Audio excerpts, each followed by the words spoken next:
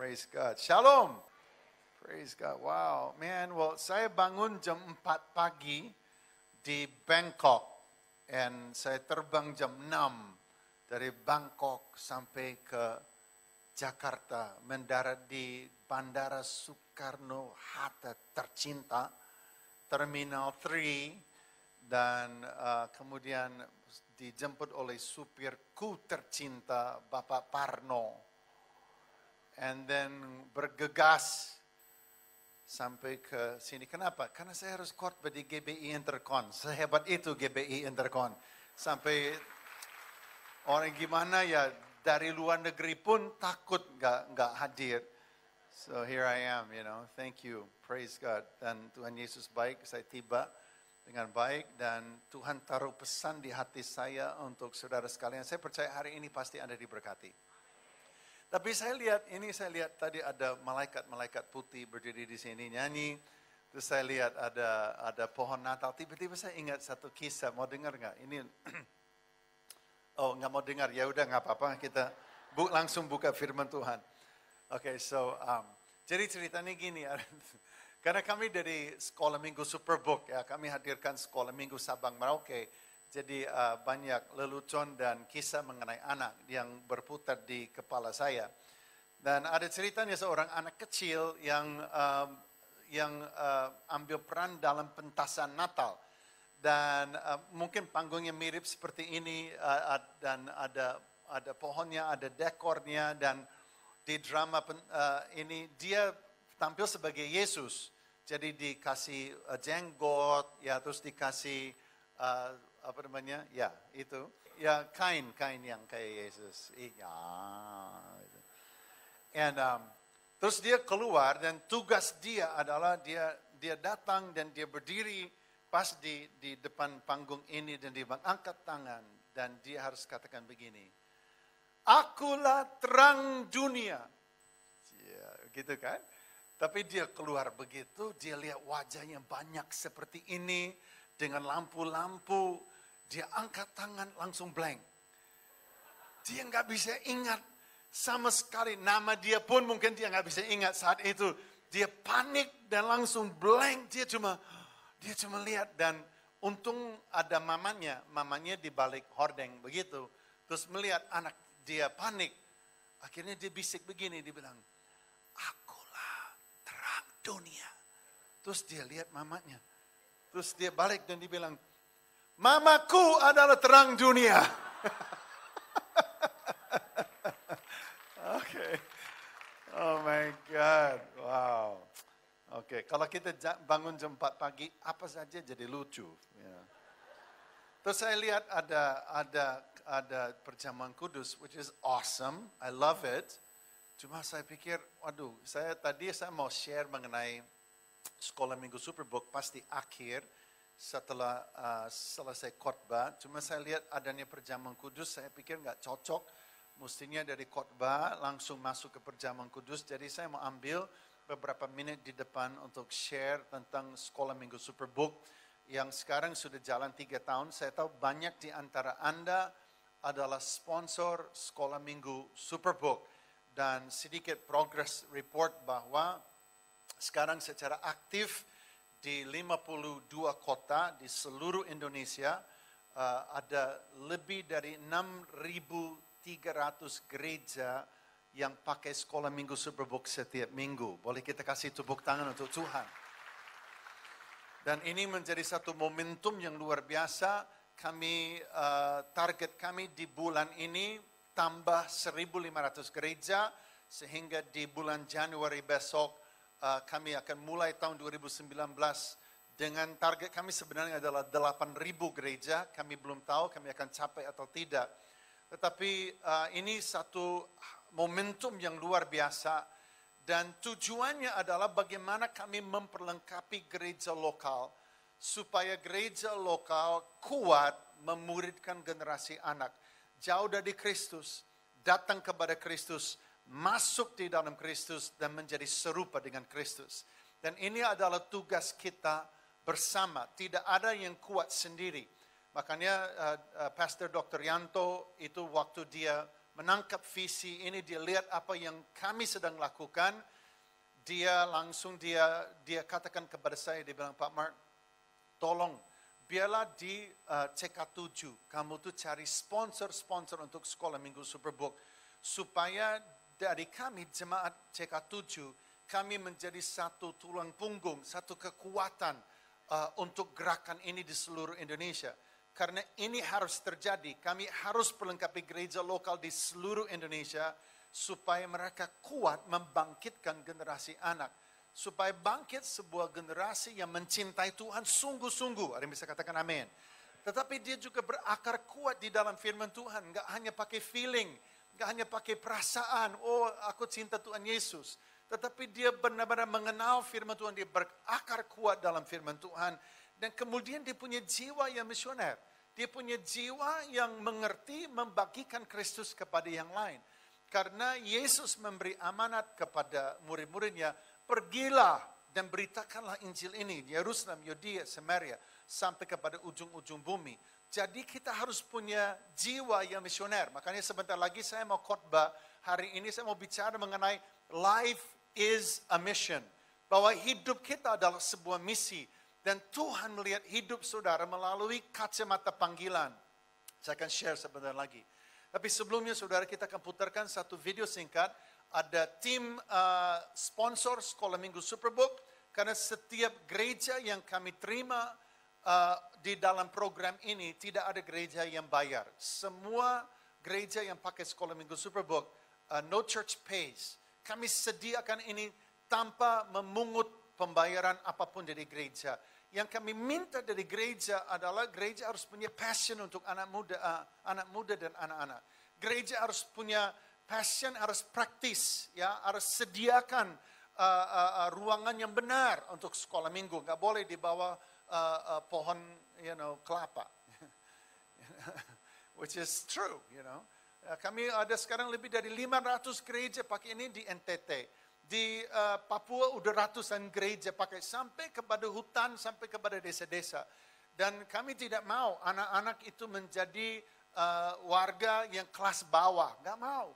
Kami mau supaya anak-anak itu dicintai, dihargai. Dan gereja meninvestasi yang terbaik. Jadi kami tidak minta dibeli sekolah minggu kami, tidak. Kami memberi yang terbaik, tetapi gereja kami minta mereka invest kepada anak-anak mereka. Mereka beri guru sekolah minggu yang terbaik. Mereka izinkan guru-guru mereka dilatih terus oleh tim kami, sehingga mereka menjadi guru sekolah minggu yang penuh passion, penuh gairah, yang cinta Tuhan, dan punya visi untuk anak-anak itu mengenal Kristus dan bertumbuh menjadi serupa dengan Kristus. So, sponsor-sponsor sekolah minggu Superbook, dia yang memungkinkan ini semua terjadi. Semua terjadi karena ada yang sponsor gereja dan aktif berdiri bersama dengan kami. Dan kami juga berapa kali dalam setahun ada kumpul sponsor-sponsor sekolah minggu Superbook, dan kami pergi bermisi.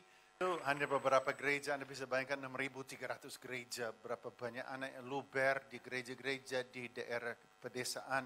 Dan saya tidak habis heran, so many kids, begitu banyak gereja, anak di tangan kita di gereja-gereja. Jadi kalau Anda belum menjadi sponsor sekolah minggu Superbook, ada sebuah brosur di dalam warta Anda. Anda tinggal ambil di sini, Anda tinggal isi. Ada tim sponsorship dari Superbook, boleh bangkit berdiri. Ini adalah tim CBN dari Superbook, lambaikan tangan, ya. Hebat mereka datang hadir supaya Anda daftar menjadi sponsor, langsung bisa bicara dengan mereka, atau Anda sudah menjadi sponsor ingin daftar untuk ikut mission trip atau whatever, Anda bisa bicara dengan mereka. Ambil waktu untuk isi dan serahkan kepada mereka.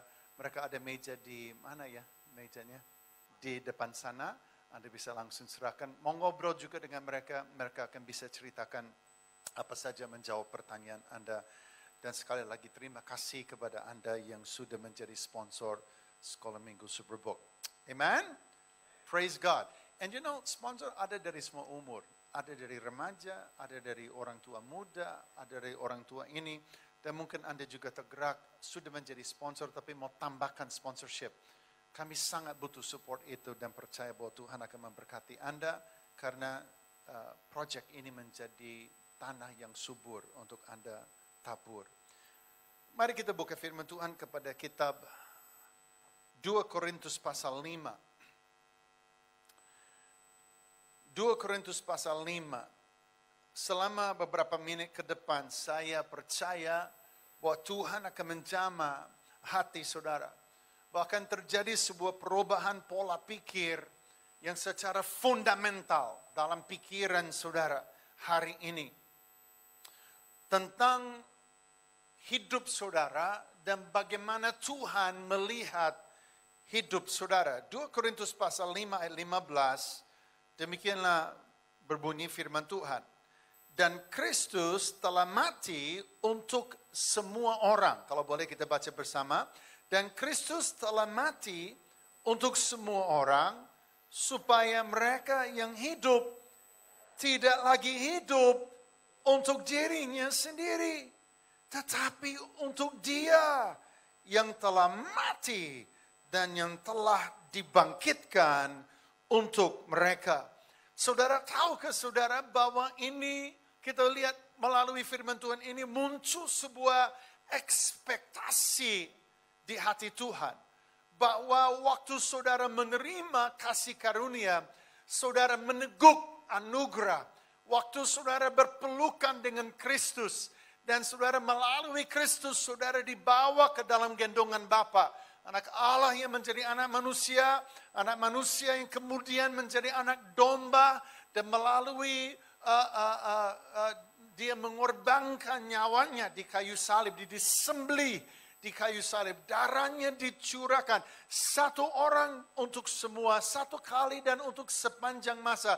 Melalui perantaraan Kristus, kita didamaikan dengan Bapa di surga, dan kita boleh duduk di pangkuannya. Kita boleh lari ke dalam tempat yang maha kudus. Kita boleh mendengar detak jantung Dia. Kita boleh merasakan pelukan Bapa. Kita boleh merasakan belayan Bapa di surga. Kita boleh merasakan diterima oleh Allah yang super kudus, yang maha kudus, yang luar biasa powernya. Karena Dia adalah pencipta langit dan bumi. Dia adalah ya dan amin adanya. Dia adalah awal dan akhir. Dia adalah alfa dan omega. Dan Dia, saudara, melihat akhir dari hidupmu dari sebelum Anda hirup nafas yang pertama. Dia adalah Tuhan. Dan Dia adalah Raja. Dan saudara menerima anugerah yang besar di dalam Kristus. Saudara menerima satu blessing yang luar biasa. Setelah Anda mati, saudara tidak perlu takut. Setelah Anda mati, saudara akan bersama dengan Tuhan. Ada yang bisa katakan amin.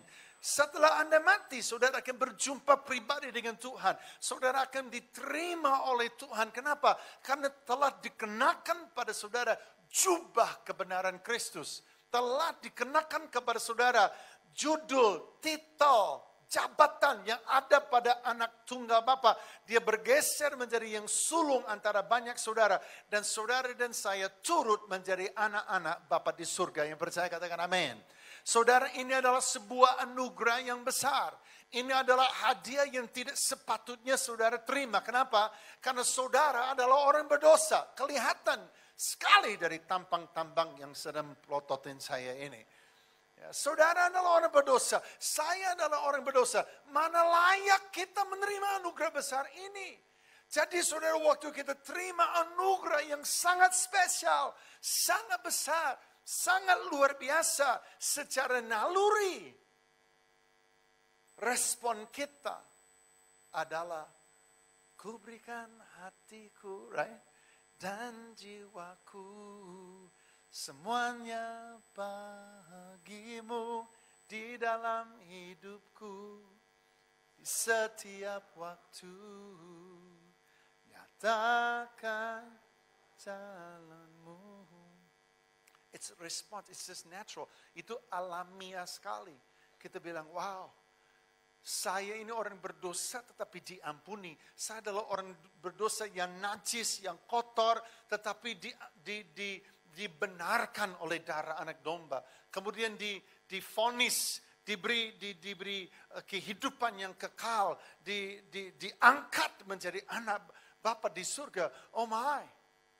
Jadi saudara, secara naluri respon kita adalah kuberikan hatiku Tuhan. Makanya firman Tuhan mengatakan orang yang menerima anugerah ini, yang menerima karya Kristus dalam hidupnya, sekarang dibilang seharusnya kita tidak lagi hidup untuk diri kita, tetapi kita hidup untuk Dia yang telah mati dan telah dibangkitkan untuk kita. Ada bisa katakan amin?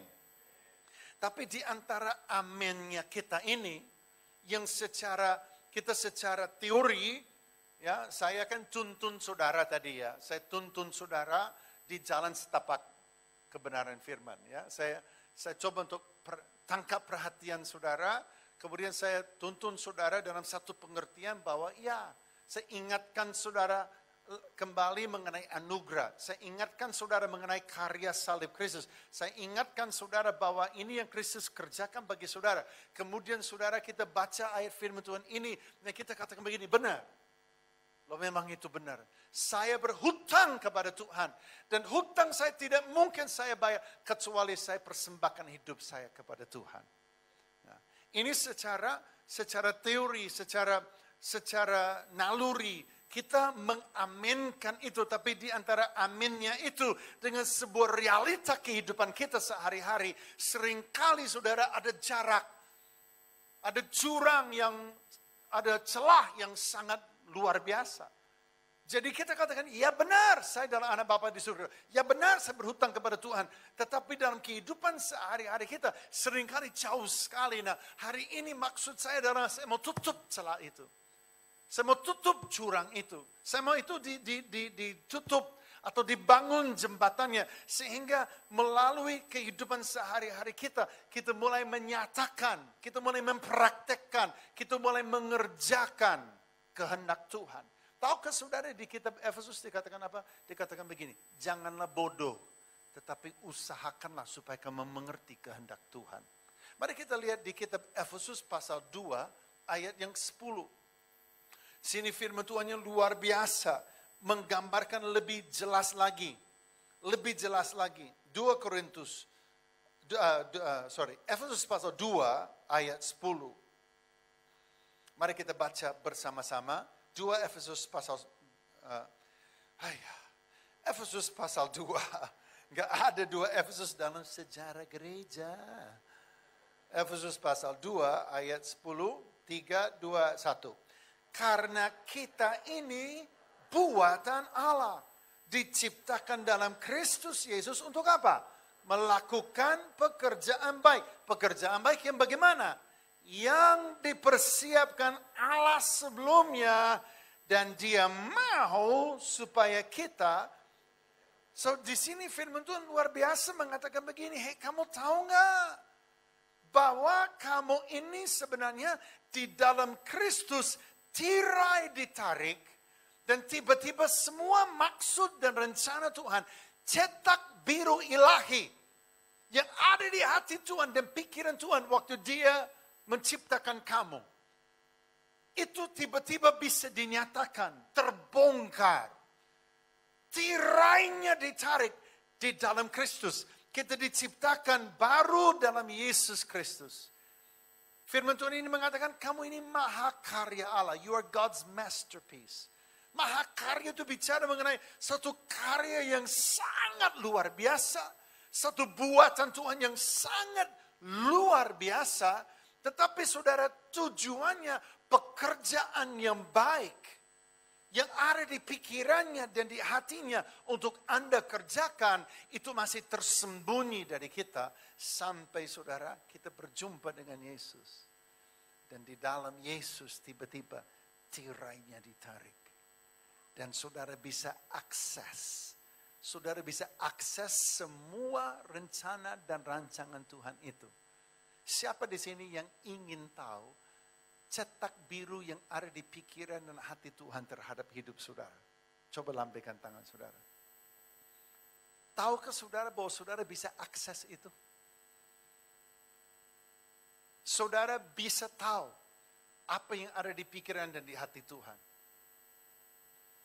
Makanya di kitab 1 Korintus pasal 2 ayat 9, jangan dicari. itu mungkin salah sebut.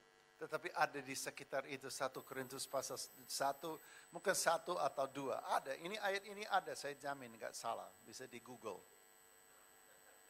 Dikatakan begini, apa yang mata belum lihat, right? Telinga belum dengar, apa yang belum ditampilkan ya. Gue udah bilang jangan ditampilkan juga. Oh ya, nggak salah ya, 2 Korintus pasal, 2? Ya, 1 Korintus pasal 2 ayat 9. Yes. Udah benar tadi. Makanya aku mesti lebih pede ya, kurang pede saya. Ampunilah hamba-Mu ya Tuhan. Apa yang mata belum lihat, telinga belum dengar, apa yang belum pernah timbul di dalam hati manusia, semuanya itu, sama-sama katakan semuanya itu. Semuanya itu disediakan Allah. That's it. Tahukah saudara bahwa ada gudang persediaan Allah terhadap hidup saudara? Dan di dalam gudang persediaan itu ada mimpinya Tuhan untuk hidup saudara. Ada cita-cita Tuhan untuk hidup saudara. Ada pekerjaan-pekerjaan yang sudah Dia siapkan untuk saudara. Talenta saudara, bakat saudara, kepribadian saudara, karunia-karunia roh daripada Tuhan yang disediakan bagimu. Semuanya ini menjadi sebuah momentum ilahi bagi orang percaya. Sehingga kemudian akan muncul di dalam hidupmu apa yang matamu belum pernah lihat. Sesuatu yang bersejarah, sesuatu yang melebihi imajinasi saudara. Itu disediakan Allah. Sudah disediakan Allah. It's there. Tetapi saudara dikatakan disediakan Allah bagi orang-orang mengasihi Dia. Dan ini kuncinya. Disediakan saudara, tetapi harus diraih. Disediakan bukannya disuapin. Saya ingat istri saya orang Jawa Tulen. Orang Jawa asli. Ibu mertua saya dari Yogyakarta, Ibu Haja Mudiati. Bapak mertua saya, Bapak Haji Mugiono dari Ngadiluwi di Kediri sana. And mereka orang Jawa, and istri saya dari sejak kecil biasa disuap. And aku orang Amerika bro. I'm not used, aku nggak biasa dengan itu. And waktu saya menikah, and tiba-tiba membagi semangkok bubur berdua, tidak ada duit waktu saya menikah, And then kita, and istri saya, and I'm going, seriously? And I'm like feeding her, I'm like, welcome to Indonesia, and what the heck? Tuhan itu tidak seperti itu loh. Dibilang, ini loh, aku sediakan bagi kamu hal-hal yang luar biasa, tetapi ini harus diraih. Makanya Yesus mengatakan, dari sejak tampilnya Yohanes Pembaptis, hingga sekarang kerajaan Allah diserong, dan orang yang menyerongnya berusaha untuk menguasainya. Orang yang bangkit, dia yang akan berebut. Orang yang bangkit, orang yang memburu dan mengejar, dia akan meraih semua yang disediakan oleh Allah. Makanya Yesus mengajar, dikatakan, hey, minta maka padamu akan diberi. Right? Cari maka kamu akan menemukan. Ketok maka pintu akan dibukakan. Karena itu aku berkata kepadamu, barang siapa minta dan terus minta, maka pintu akan dia akan diberi. Barang siapa yang mencari dan terus mencari, maka dia akan menemukan. Dan barang siapa mengetok dan terus mengetok, maka pintu akan dibukakan. Tahukah saudara bahwa kerajaan Allah selalu berpihak kepada orang yang radikal? Makanya nggak cocok orang Kristen yang melempem. Ngerti nggak melempem? Ya, kerajaan Allah itu selalu bercondong kepada orang yang punya passion, kepada orang yang punya gairah, kepada orang yang bangkit. Kepada orang yang mencari Tuhan, memburu Tuhan, mengetok dan terus mengetok, nggak nyerah. Kerajaan Allah akan selalu mengalir seperti ada magnet dihidupkan di dalam dirimu. Orang yang mencari Tuhan pasti menemukan Tuhan. Makanya firman Tuhan mengatakan, engkau akan menemukan aku, demikianlah firman Tuhan di kitab Yeremia. Dia katakan, apabila engkau mencari aku dengan segenap hatimu. Yesus mengatakan hukum pertama dan terutama, terbesar. Di mana seluruh hukum Taurat dan kitab para nabi bergantung padanya. Kasihilah Tuhan Allahmu. Dengan segenap hatimu, jiwamu, kekuatanmu, akal budimu. Dan anehnya saudara, Musa yang pertama kali menyebut itu di bawah urapan Tuhan, dia beritakan itu kepada umat Israel. Dia katakan, kasihilah Tuhan Allahmu dengan segenap jiwa, akal budi, dengan segenap kekuatanmu. Dan dia katakan, ajarkan ini kepada anak-anakmu di rumah, dalam perjalanan, ajarkanlah anak-anakmu. Keren loh. Langsung disambung antar generasi. Tahukah saudara bahwa kerajaan surga akan selalu mengalir di mana ada hati yang radikal, spirit yang pantang mundur. Di situ kerajaan Allah akan terus mendesak dan saudara akan alami. Saudara, kenapa kita tidak mengerti kehendak Tuhan dalam hidup kita? Karena kita nggak tanya. Kadang-kadang saudara saya, bukan kadang-kadang, sering saudara, saya mendoakan orang, misalnya altar call atau saya tumpangin tangan, saya berdoa. Saya juga sering melayani dalam altar call dan sebagainya. Tapi saya sering orang datang kepada saya ngomong begini, Pastor Mark katanya, tolong doakan saya. Oke, apa yang ibu minta didoakan atau bapak minta? Saya mau tahu apa sih kehendak Tuhan dalam hidup saya. Saya dagang begini, saya dagang begitu, dan saya perlu tahu apa yang harus saya buat ini dan itu. Tolong doakan saya. Saya belum sempat ngomong apa-apa, tiba-tiba HP-nya keluar. Set. And I'm going, hello, testing one, hello. Maksudnya merekam doa saya dan berharap ada nubuatan. Dan bukannya saya nggak mau doa dan saya tidak mau bernubuat, cuma saya kadang-kadang saya keki juga, saudara. Maksudnya kekinya begini, maksudnya wait a minute. Janganlah kamu bodoh, tetapi usahakanlah. Artinya apa? Bangkit, perjuangkan, mengetuk pintu surga, mencari, minta daripada Tuhan, ngototan kalau perlu, sampai kamu mengunduh sendiri, kamu mengerti sendiri. Mengerti apa? Kehendak Tuhan bagi hidup saudara. Saudara, saya mau beritahu, Tuhan punya mission untuk hidup saudara. Ini adalah masa percepatan menuju kepada satu era eksponensial, lompatan-lompatan eksponensial di depan.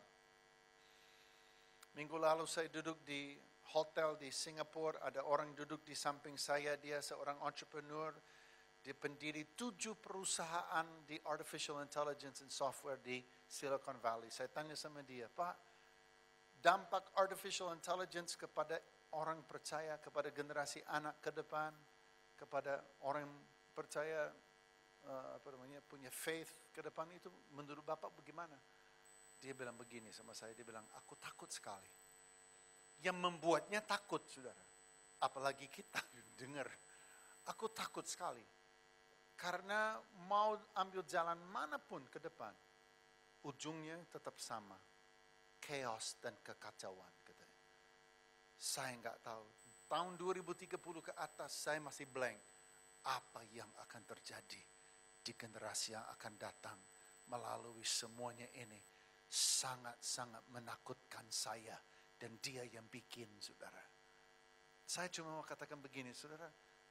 Don't think you have a lot of time. Jangan anggap saudara banyak waktu. Kita harus kerja sekarang, selagi ada waktu. Kita harus bertarung sekarang, selagi ada waktu. Kalau saudara masih bermain-main dengan dosa, hari ini ada perjamuan kudus, bertobatlah. Kalau saudara itu masih antara komit sama Tuhan dan tidak, bertobat hari ini. Komit kepada Tuhan, karena spirit yang radikal itu akan menarik kerajaan Allah ke dalam hidup saudara. Kalau saudara mau kerja, kerja sekarang. Mau tabur, taburlah sekarang. Kalau saudara mau buat sesuatu, bangkit dan buatnya sekarang. Jangan berpikir, oh pasti nanti ada waktu. Kalau saya sudah pensiun, kalau saya sudah retire, kalau saya sudah banyak duit, kalau saya sudah bangun ini itu, pasti ada waktunya nanti. Saya mau kasih tahu belum tentu. Selagi masih ada kesempatan, selagi masih ada terang, mari kita mengunduh kerajaan Allah, kehendak Allah ke dalam hidup kita.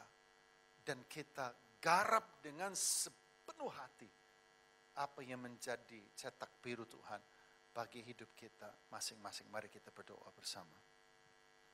Terima kasih Tuhan. Kita akan ambil perjamuan kudus dan saya juga persilakan kepada petugas yang akan menjalankan perjamuan kudus sambil kita berdoa. Bisakah saudara ambil 1 menit sambil pejamkan mata, tundukkan kepala, dan bisakah saudara berdoa dan katakan, Tuhan, ampunilah saya. Ampunilah saya. Apa yang mata belum lihat, telinga belum dengar, belum pernah timbul di dalam hati manusia, semua disediakan Allah bagi Anda. Apabila saudara bangkit, saudara akan alami. Apabila saudara memburu, saudara akan menemukan. Apabila saudara mengetok, saudara, pintu akan dibukakan. Berapa banyak dari saudara mengatakan, Tuhan ampuni saya. Ampuni saya. Karena aku masih pasif, karena aku masih menunggu, karena aku masih berpikir nanti saja. Karena aku belum giat, karena aku belum bangkit. Boleh taruh tangan kirimu di dada. Angkat tangan kanan saudara pada Tuhan. Katakan, Tuhan, pakai hidupku. Pekerjaan yang baik yang sudah Kau sediakan dari sebelum aku lahir. Tuntun aku untuk hidup di dalamnya. Hari ini biar darah anak domba Allah menyucikan dan menguduskan aku. Menguras semua kebodohan dan kebebalan dan dosa dan kenajisan dari hidup saya. Iblis mau menggerogoti hidup saudara dengan berbagai macam dosa dan kecanduan. Berbagai macam kesibukan yang sebenarnya tidak ada arti sama sekali. Hanya buang waktu dan satu saat kita mau mendapatkan waktu itu kembali sudah tidak bisa.